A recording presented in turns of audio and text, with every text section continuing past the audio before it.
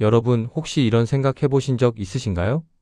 내가 평생 이 집을 위해 살았는데 정작 나는 누구지? 오늘 들려드릴 이야기는 조금 특별합니다. 보통 우리 채널에서는 아내분들의 사연을 주로 다루는데요. 오늘은 남편분의 이야기를 함께 나눠볼까 합니다. 남신 씨 58세, 결혼 30년 차입니다. 평생을 가장으로만 살아온 분이에요. 회사에서 마음이 부서져도 얼굴에 피곤이 내려앉아도 가족의 식탁만큼은 비어서는 안 된다고 믿으며 살아온 사람. 그런데 그분이 어느 날 아내에게 이렇게 말했답니다. 이제 각자 벌어서 살자. 집안일도 반씩 하고, 밥도 각자 먹고, 관리비도 반씩 내고. 아내는 충격을 받았죠. 그런데 남신 씨가 이어서 한 말, 이 말을 들으니 가슴이 먹먹해지더라고요. 나도 이제 사람으로 살고 싶어. 도대체 무슨 일이 있었던 걸까요? 평생을 가족을 위해 살아온 한 남자가 왜 이런 말을 하게 됐을까요? 그분의 이야기 천천히 들어보시겠어요? 결혼 초반 역할이 정해지던 시절. 남신 씨는 28살에 결혼했습니다. 아내는 26살이었고요. 둘 다 직장 생활을 하고 있었죠. 그런데 결혼하고 얼마 안 돼서 아내가 말했어요. 여보, 나 일 그만두려고. 왜? 무슨 일 있어? 아니, 그냥. 아이 낳으면 키우면서 살림하는 게 맞다고 생각해. 남신 씨는 걱정이 됐습니다. 당시만 해도 맞벌이가 흔하지 않던 시절이긴 했지만 혼자 가정경제를 책임진다는 게 쉬운 일은 아니었거든요. 하지만 아내가 원한다면 이해해야겠다고 생각했어요. 집안일도 힘든 일이고 아이 키우는 것도 외로운 일이니까요. 그래, 알겠어. 내가 열심히 벌게. 그렇게 시작됐습니다. 남신 씨는 버는 사람, 아내는 집을 지키는 사람. 처음엔 분명 역할이었어요. 서로가 합의한 역할 분담이었죠. 그런데 시간이 지나면서요. 그게 당연함이 되기 시작했습니다. 아이가 크는데도 달라지지 않는 것들. 첫 아이가 태어났고 시간이 흘러 아이는 어린이집에 다니기 시작했어요. 남신 씨는 생각했어요. 이제 아내도 조금 여유가 생기겠구나. 그래서 조심스럽게 말을 꺼냈습니다. 여보, 애가 이제 어린이집 다니잖아. 시간이 좀 생겼으니까. 혹시 파트타임 일이라도 알아볼까? 아내의 대답은 단호했어요. 왜? 돈이 부족해? 아니, 그게 아니라. 둘이 벌면 좀 더 여유롭지 않을까 해서. 다른 집들은 남편이 혼자 벌어서도 잘만 살아. 조금만 쓰면 되지 뭐가 문제야. 남신 씨는 더 이상 말하지 못했습니다. 아이가 초등학교에 들어갔을 때도 중학교에 올라갔을 때도 비슷한 대화가 반복됐어요. 여보, 이제 애도 컸으니까. 그냥 집에서 살림하는 게 좋아. 나는 일하는 게 맞지 않은 것 같아. 여러분, 이게 뭐랄까요? 처음엔 이해했던 것도 10년, 20년이 되면 조금씩 마음이 달라지더라고요. 그 누구도 틀린 건 아니에요. 아내도 나름대로 집을 지키며 산 거고 남신 씨도 밖에서 열심히 일한 거죠. 하지만 어딘가 균형이 맞지 않는 느낌. 그게 조금씩 아주 조금씩 쌓여가고 있었던 겁니다. 당신 월급이 부족한 거잖아. 남신 씨가 40대 중반이 됐을 때였어요. 아이가 고등학생이 됐고 교육비가 만만치 않았습니다. 학원비, 과외비, 입시 준비. 돈이 물 새듯 나갔어요. 남신 씨는 회사 일에 더해 주말마다 대리운전을 시작했습니다. 토요일 밤, 일요일 새벽. 술 취한 사람들을 집까지 태워다 주고 새벽 3시, 4시에 집에 돌아왔어요. 몸은 천근만근처럼 무거웠지만 잠든 가족을 보며 스스로 다독였습니다. 이게 아버지니까? 이게 남편이니까? 그런데 어느 날 아내가 말했어요. 여보, 애 교육하려면 과외를 더 늘려야 할 것 같아. 요즘 애들은 다 이렇게 한대. 이미 학원도 3군데 다니잖아. 그러니까 당신 월급이 부족한 거잖아. 다른 집 아빠들은 어떻게 다 하는지 모르겠네. 그 말을 듣는 순간 남신 씨는 뭐랄까요? 심장 깊은 곳을 찔리는 느낌이었대요. 매달 월급을 고스란히 아내에게 건네고 본인은 점심값도 아껴가며 살았는데 말이에요.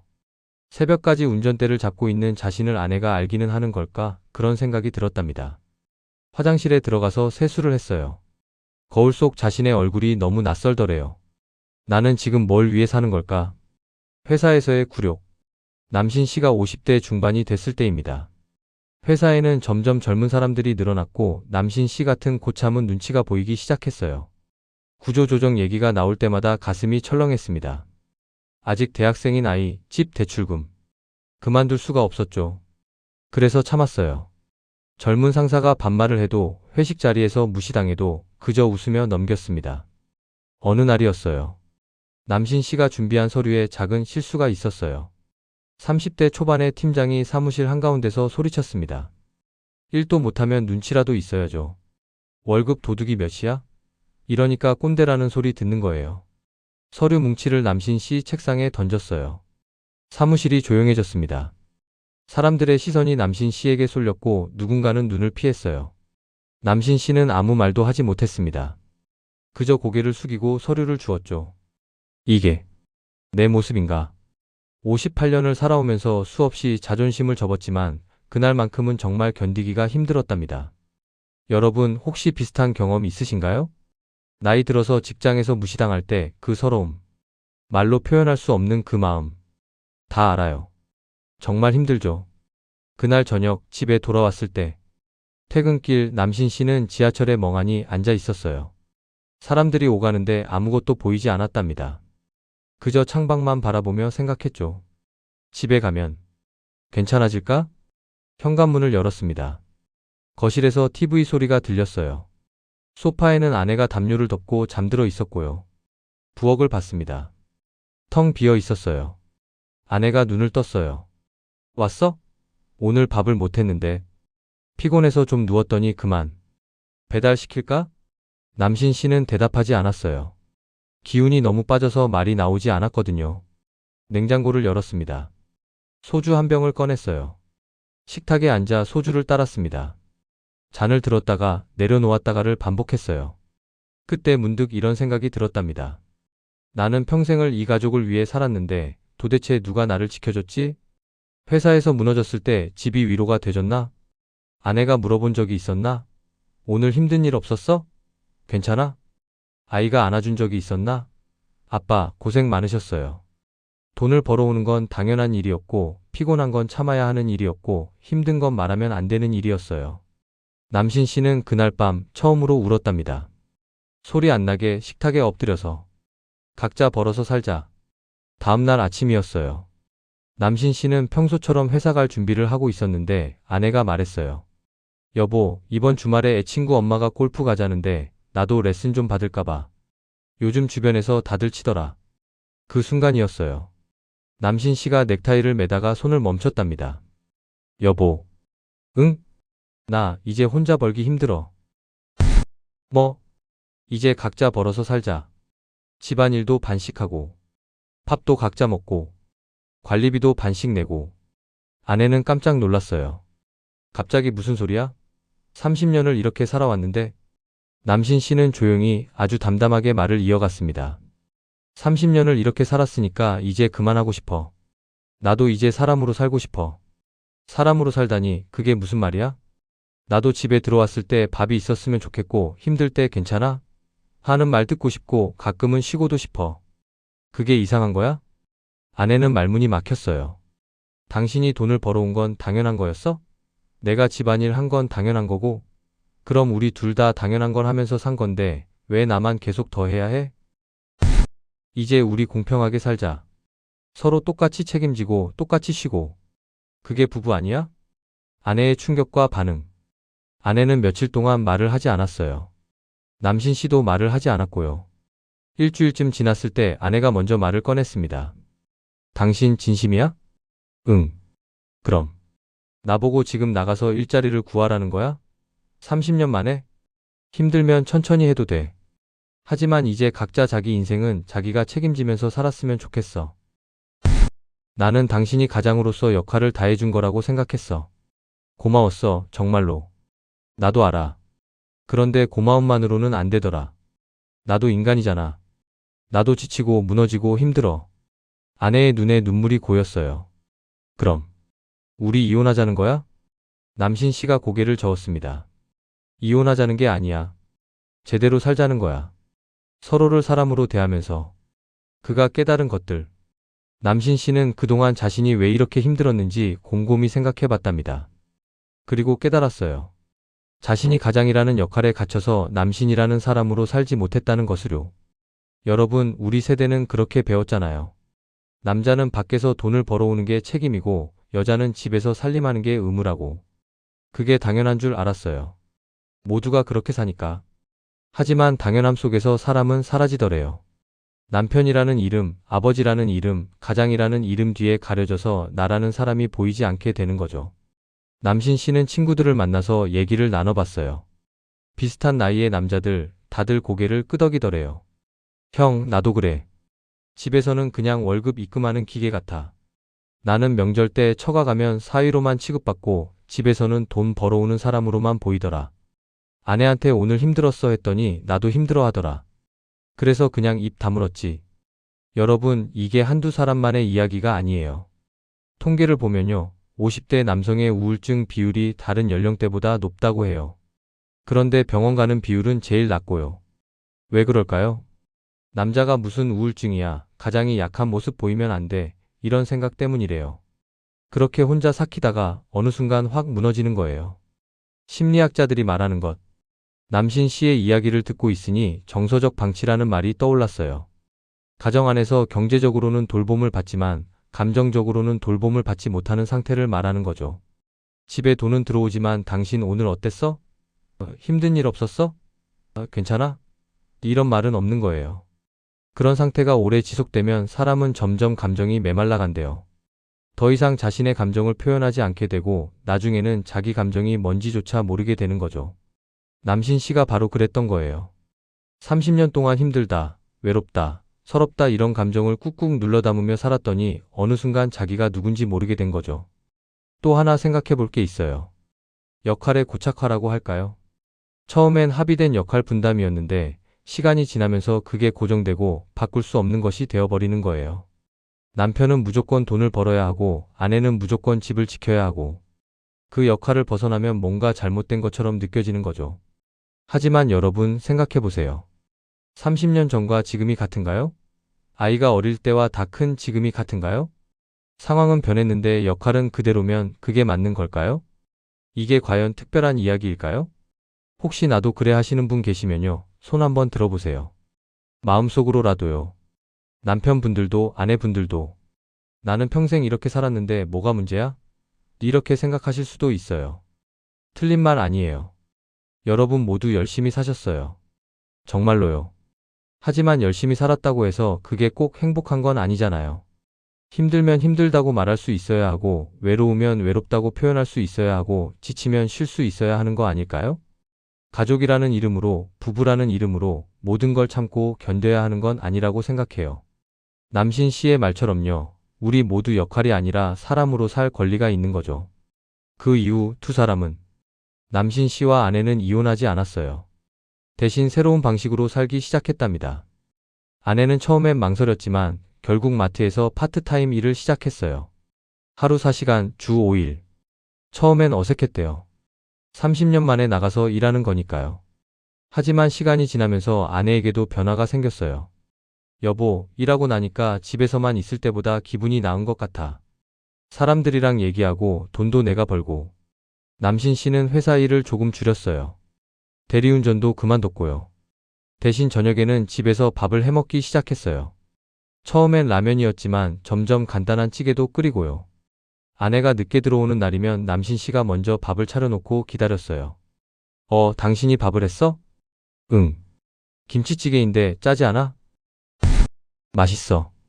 그날 저녁 두 사람은 30년 만에 처음으로 마주보고 웃었답니다. 완벽하지 않아도 괜찮아요. 물론 모든 게 완벽하게 바뀐 건 아니에요. 가끔 아내는 여전히 당신이 벌어오는 돈이 더 많으니까 좀 더 내야 하는 거 아니야? 하기도 하고요.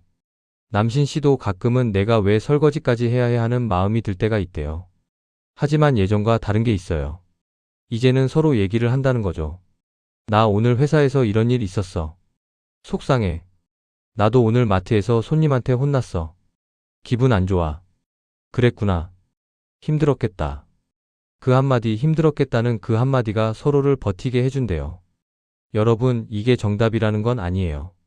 누구는 남편이 계속 돈을 벌고 아내가 집을 지키는 게 맞을 수도 있어요. 그게 두 사람 모두 행복하다며요. 중요한 건 당연함 속에 갇혀서 서로를 사람으로 보지 못하는 게 문제라는 거죠. 여러분께 드리는 작은 제안. 혹시 남신 씨의 이야기를 듣고 우리 집도 비슷한데? 하시는 분들 계실 거예요. 그런 분들을 위해 작은 팁을 드릴게요. 완벽하지 않아도 괜찮으니까 하나씩 천천히 해보세요. 1. 한 달에 한 번 우리 얘기 시간 갖기. 부부가 마주 앉아서 솔직하게 얘기하는 시간을 가져보세요. 아이 얘기 말고, 집안일 얘기 말고, 우리 두 사람 얘기요. 요즘 당신은 어때? 나는 이런 게 힘들어, 이런 얘기들요. 처음엔 어색할 수 있어요. 하지만 계속하다 보면 조금씩 익숙해진답니다. 2. 서로의 하루에 관심 갖기. 오늘 뭐 했어? 가 아니라 오늘 어땠어? 를 물어보세요. 무엇을 했느냐가 아니라 어떤 기분이었느냐를 물어보는 거죠. 그리고 정말로 귀 기울여 들어주세요. 스마트폰 내려놓고 TV 끄고 눈 마주치며 들어주는 거예요. 3. 작은 것부터 역할 나누기. 갑자기 모든 걸 바꾸려고 하면 힘들어요. 작은 것부터 시작해보세요. 이번 주 설거지는 내가 할게. 오늘 저녁은 내가 차릴게. 이런 식으로요. 서툴러도 괜찮아요. 서로 배워가는 거니까요. 4. 고마움 표현하기. 너무 당연해서 말 안 했던 것들 이제는 말로 해보세요. 밥 해줘서 고마워. 돈 벌어줘서 고마워. 빨래 개줘서 고마워. 어색하죠? 알아요. 하지만 말로 해야 전해져요. 마음속으로만 생각하면 상대는 모른답니다. 5. 각자의 시간 존중하기. 가족을 위해서만 사는 게 아니라 나를 위한 시간도 필요해요. 남편도 혼자만의 시간이 필요하고 아내도 그래요. 일주일에 한두 시간씩이라도 각자 하고 싶은 일하는 시간을 만들어 보세요. 그게 서로를 더 오래 사랑할 수 있는 힘이 된답니다. 도움이 필요하시다면 혹시 이 글을 들으시면서 우리는 너무 늦은 건 아닐까 하시는 분들 계실까봐 말씀드려요. 늦은 건 없어요. 정말로요. 30년을 한 방식으로 살았어도 40년을 그렇게 살았어도 지금부터 바꾸면 되는 거예요. 만약 혼자서는 대화하기 어렵다면 부부 상담을 받아보시는 것도 방법이에요. 요즘은 온라인으로도 상담을 많이 하니까 편하실 때 알아보셔도 좋아요. 그리고 만약 경제적으로, 정서적으로 너무 힘드시다면 여성가족부 1366센터나 각 지역의 가족센터에 연락해 보세요. 상담사 선생님들이 도와주실 거예요. 부끄러운 일 아닙니다. 도움 청하는 건 용기예요. 남신 씨가 마지막으로 하신 말씀.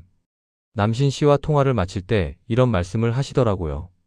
저는 이혼을 하고 싶었던 게 아니었어요. 그냥 사람으로 대접받고 싶었던 거예요. 제 감정을 표현하고 제 힘듦을 말하고 그게 이해받는 경험을 하고 싶었던 거죠. 30년 만에 처음으로 아내가 당신도 힘들었구나 하고 말해줬을 때 그때 울컥했어요. 그 한마디가 그렇게 듣고 싶었나 봐요. 여러분, 우리 모두 비슷하지 않을까요? 남편도 아내도 부모도 자식도 역할이 아니라 사람으로 대접받고 싶은 거.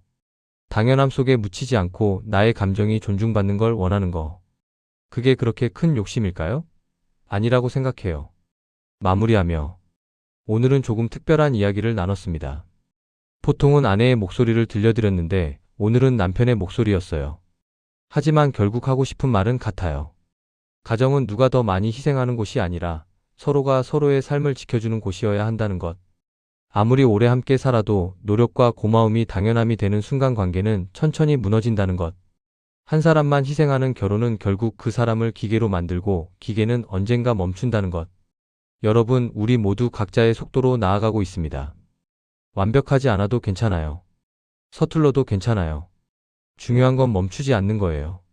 대화하고 이해하려 노력하고 조금씩 나아가는 것. 오늘 이 이야기가 누군가에게는 위로가 되었으면 좋겠고 누군가에게는 용기가 되었으면 좋겠어요. 댓글로 여러분의 생각도 들려주세요.